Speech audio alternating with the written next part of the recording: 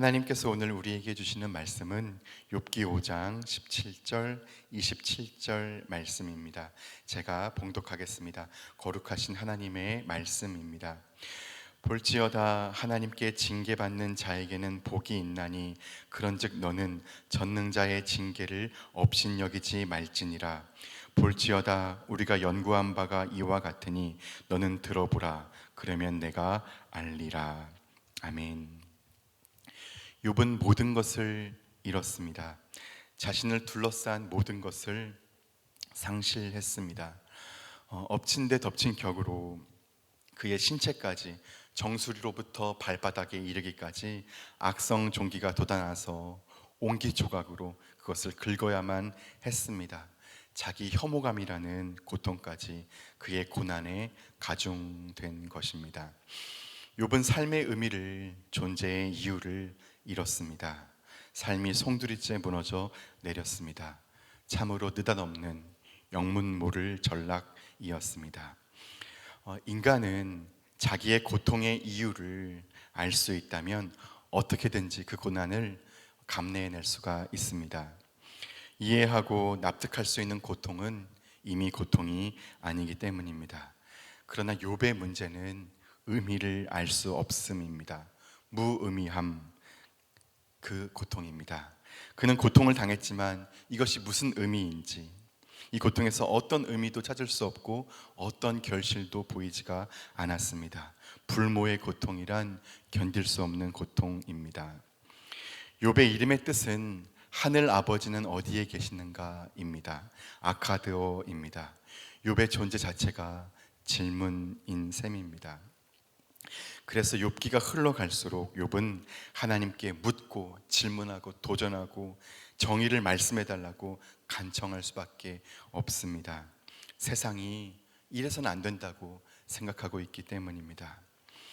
오늘날의 욥의 질문은 무엇이겠습니까? 왜 죄 없는 이들이 폭력에 노출된 채 살아가야 합니까? 왜 가난한 자들이 가난을 되물림할 수밖에 없는 현실 속에 살고 있습니까? 왜 어떤 사람들은 의료의 혜택을 받지 못하고 의료의 사각지대에서 죽어가야 합니까? 왜 팔레스타인 지역의 사람들은 그 공포 속에서 나날을 보내야 합니까? 왜 북녘의 아프리카의 빈국의 사람들은 굶주림 속에서 죽어가야 합니까? 이것이 오늘날의 욥의 질문이 아닐 수 없습니다. 하나님의 정의에 대해서 도전하고 질문하는 것입니다. 하나님께서 거기에 답하시는 것이 욥기입니다. 욥의 불행을 세 친구가 주목했을 때는 그들은 욥의 친구였고 그들은 공감을 보여주었습니다. 밤낮 7일을 함께 있어주며 그들은 하나였습니다. 그러나 고통의 원인을 둘러싸고 신학적 논쟁이 시작되자 그들은 갈라져 버립니다. 신학이 그들을 갈라놓습니다. 엄밀히 말하면 자기의 생각이, 저마다의 자기의 생각이 그들을 갈라놓습니다. 자기 생각이 그들을 비인간화합니다. 지금 세계 도처에서 벌어지고 있는 종교 간의 갈등 역시 마찬가지입니다. 그들이 가지고 있는 자기의 생각이 분쟁을 만들어내고 전쟁을 만들어내고 있음을 우리는 똑똑히 지켜보고 있습니다. 나의 생각이 너의 고통을 보지 못하게 하고 있습니다. 그것이 엘리바스의 실패입니다. 여러분, 우리는 인간의 한계를, 유한성을 자각해야 합니다. 토마스 아퀴나스는 이렇게 말했습니다. 하나님이 어떤 분이신지 인간은 모른다. 신학자 폴 틸리는 이렇게 말했습니다. 하나님은 상위의 하나님이시다. 하나님은 인간 이성의 한계를 넘어 계심을 말했습니다. 다 알 수 없음, 이것이 우리의 한계입니다. 그러나 엘리바스는 마치 자신이 하나님의 뜻을 모두 아는 것처럼 처신합니다. 오만입니다. 그의 주된 요지는 인과응보의 신학입니다. 욥, 잘 생각해 보아라. 죄 없는 사람이 망한 일이 있더냐? 정직한 자가 끊어진 일이 있더냐? 너가 겪는 이 고통의 현실이야말로 너의 죄의 증거다 말하고 있습니다. 엘리바스는 일말의 추호의 의심도 없이 욥을 죄인으로 확신하고 있습니다. 오늘 27절의 세 번역 말씀입니다. 이것은 우리가 지금까지 살펴본 것이니 틀림없는 사실이다. 부디 잘 듣고 너 스스로를 생각해서라도 명심하기 바란다. 자기의 생각이 틀림없는 사실이라고 말하지만 정말 그렇습니까? 지금 욥이 당하고 있는 고난은 욥의 죄 때문이 아닙니다. 하나님께서 욥을 칭찬하시며 자랑하셨기에, 사탄이 까닭없이 하나님을 사랑하겠냐며 도전했기에 시험을 당하게 된 것입니다. 무고한 고난입니다. 물론 사람이 고난당할 때 죄 때문에 고난당할 수 있습니다. 하지만 의 때문에 고난당할 수도 있습니다. 예수께서 의를 위하여 고난당하는 자, 고난당할 수 있다고 말씀하셨습니다. 천국이 그의 것이라고 하셨습니다. 엘리바스는 이런 말도 했습니다. 악을 밭갈고 독을 뿌리는 자는 그대로 거둔다. 엘리바스가 가리키는 악과 독을 뿌린 자 욥을 가리킵니다. 두 계장에 걸쳐서 그가 말하는 거 다 욥을 가리키고 있습니다. 엘리바스는 하나님의 이름으로 말하고 있지만 자기의 편견을 드러내고 있을 뿐입니다. 그는 우리에게 신앙의 언어가 폭력이 될 수 있음을 여실히 보여주고 있습니다. 절망에 빠진 사람에게 정죄하는 말은 바르지 않습니다.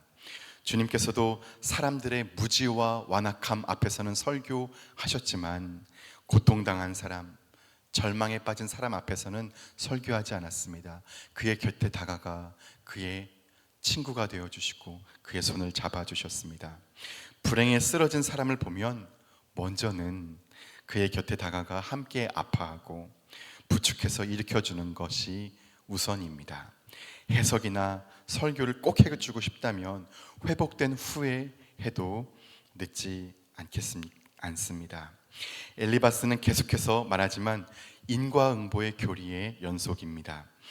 볼지어다 하나님께 징계받는 자에게는 복이 있나니 그런즉 너는 전능자의 징계를 업신여기지 말지니라.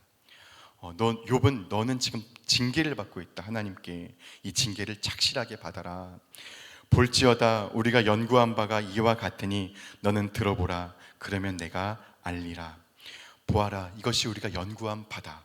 그 요지가 무엇입니까? 너의 고난은 너의 죄를 적나라하게 고발하고 있다. 너는 그것을 인정해야 한다. 우리 말을 잘 들어보아라. 그러면 너가 알리라. 참 무서운 신학입니다. 이런 응과응보의 신학을 우리의 현실에 적용한다면 어떻게 되겠습니까? 병든 사람들, 가난한 사람들, 세계 도처에서 고난당하는 사람들, 그들이 다 하나님께 죄를 지은 사람이 되는 것입니다. 정말 그렇습니까? 전쟁과 테러로 인해 죽어간 사람들 중에 무고한 아기, 어린이, 무고한 여성이 정말 없습니까? 그들이 죄악을 뿌리고 독을 뿌려서 비극적 결과를 얻은 것이겠습니까? 결코 그렇지 않습니다. 묵상을 배경으로 하지 않는 말은 소음이 될 수 있음을 오늘 엘리바스에게서 우린 볼 수 있습니다. 엘리바스의 하나님은 공의로우신, 정확하신, 오류가 없는 하나님입니다. 죄를 확실히 심판하시는 공의의 주이십니다. 강한 믿음이고 확신이지만 그의 신학에는 어떤 문제가 있습니까? 타자의 아픔에 공감의 여백이 없습니다. 우리는 해야 할 말이 있고 하지 말아야 할 말이 있습니다. 엘리바스는 하지 말아야 할 말을 많이 하고 있습니다. 왜 그랬을까요?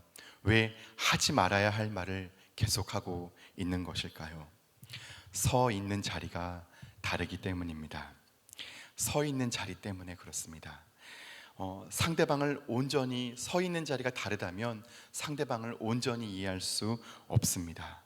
장일순 선생님의 글입니다. 친구가 똥물에 빠져 있을 때 우리는 바깥에 선 채로 뭐라 하거나 욕하기 쉽습니다. 대개 다 그렇게 하며 살고 있습니다.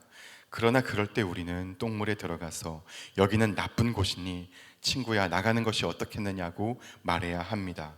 그러면 친구는 알아듣습니다.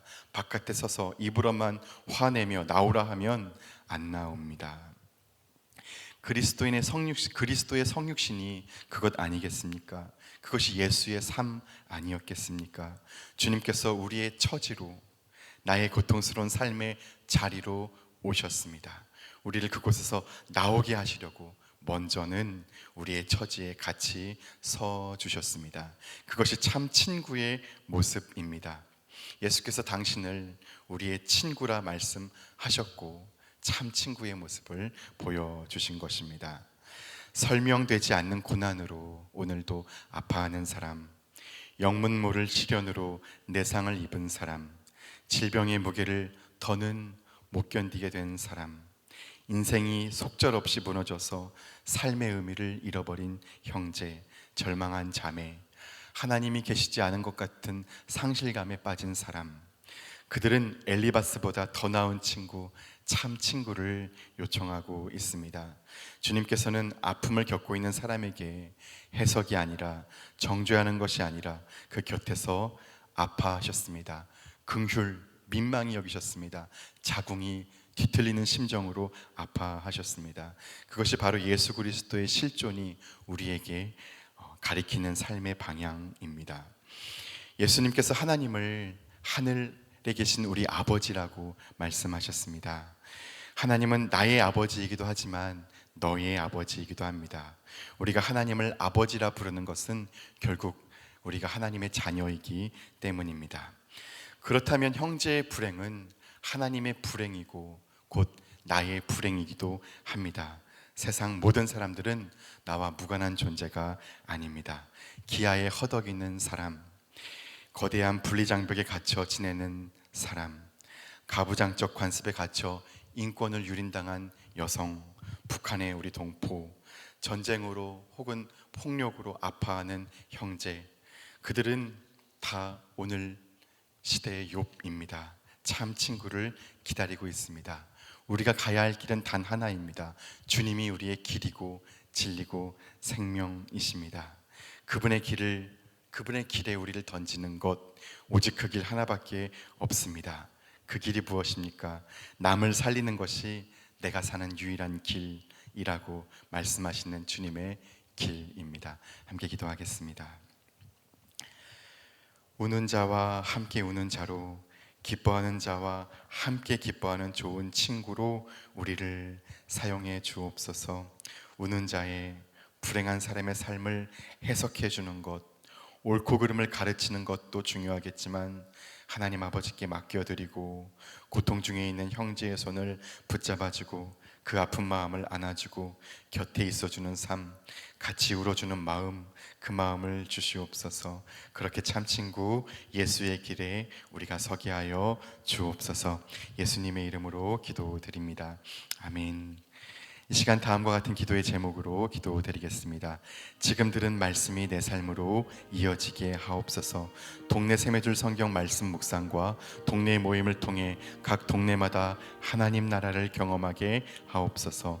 담임 목사님의 삶 가운데 함께 하시고 목사님을 통해 거룩한 역사를 이루옵소서. 육체와 마음의 질병으로 고통 중에 있는 지체들을 하나님께서 치유하여 주옵소서. 신장 이식 수술을 받은 프린야마와 어머니 민부아바가 온전히 회복되게 하옵소서. 이 나라가 하나님의 공의와 은혜 아래 정치, 경제, 사회가 안정되고 대통령과 모든 지도자들이 하나님을 경외하게 하옵소서. 전쟁을 종식시켜 주옵시고 산업 및 자연재해를 막아 주옵소서.